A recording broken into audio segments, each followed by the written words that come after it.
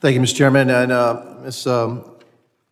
Linejad, I think that the people of Iran and the people of my home country of Cuba, when they go out and they protest on the street, they probably say the same thing, maybe a different language. People of Cuba say freedom. Is that what the people of Iran say? Exactly. All right. Everybody seeks the same thing. It's freedom. All these apologists that know they want food, or they want this, or they want a little bit kinder regime. We want regime change, because that's the only thing that will help us. Exactly. As far as border walls concerned and security, I may have a difference of opinion with my colleagues. I actually don't think any funding helps whatsoever. We can put $1 zillion into the southern border and nothing will change because the policies won't change. It's the policies that have caused the crisis at the border, the policies of this administration. There wasn't any difference in funding from January 19th to January 21 of 2021. It was the change in policies that have caused the crisis at the border. There wasn't any more wall.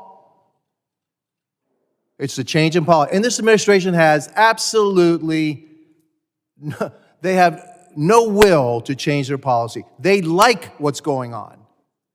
You can't be this dumb. It's on purpose. Now let's get back to something else. Hey, do you know what cybersecurity, rockets, drones, rifles, bullets, paragliders, anti-tank missiles, terror cells, spies, misinformation campaigns, a whole bunch of different other things. You know what they have in common? Funding, money.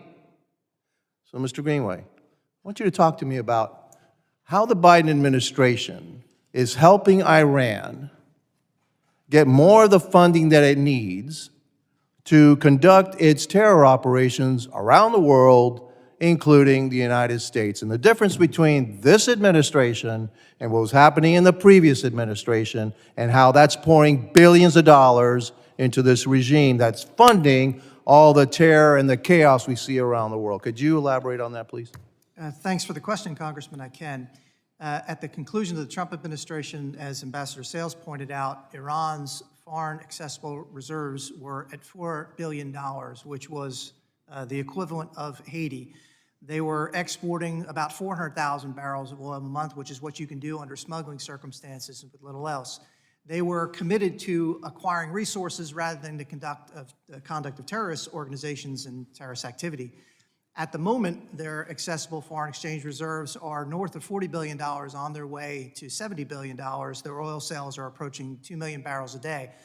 And it's important to note that oil is now north of $90 a barrel. So they're making more and selling more. This has all breathed life into the organization. The defense budget has increased by 14%.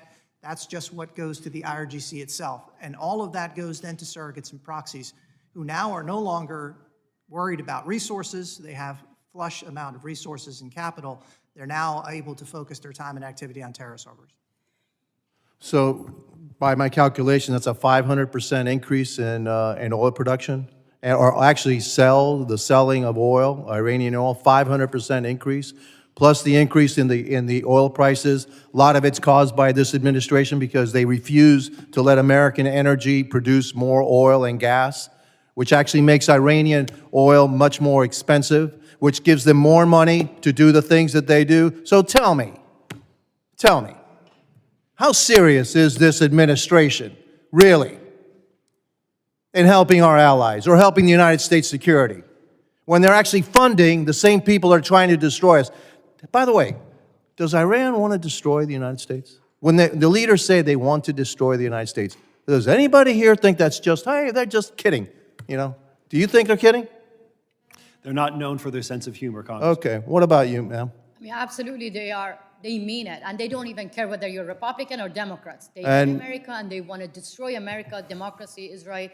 That's why they hate people like me who say that, America, get ready to see an Iran without Islamic Republic. Because you don't have any policy to see that, that's why you stick with wrong people who say, let's reform this regime. I need to get the other two. Do you believe that Iran wants to destroy the United States? They do. And Mr. Warwick, do you think they would want to destroy it? Iran wants to dominate the Middle East, and they see the United States as the chief impediment to that goal. Do they want to destroy us? They know they can't destroy us. Do they want to? that's. There's the problem. See? No, no. Looks like there's a problem. Do you think they want to destroy Israel? Do you have any doubt they want to destroy Israel?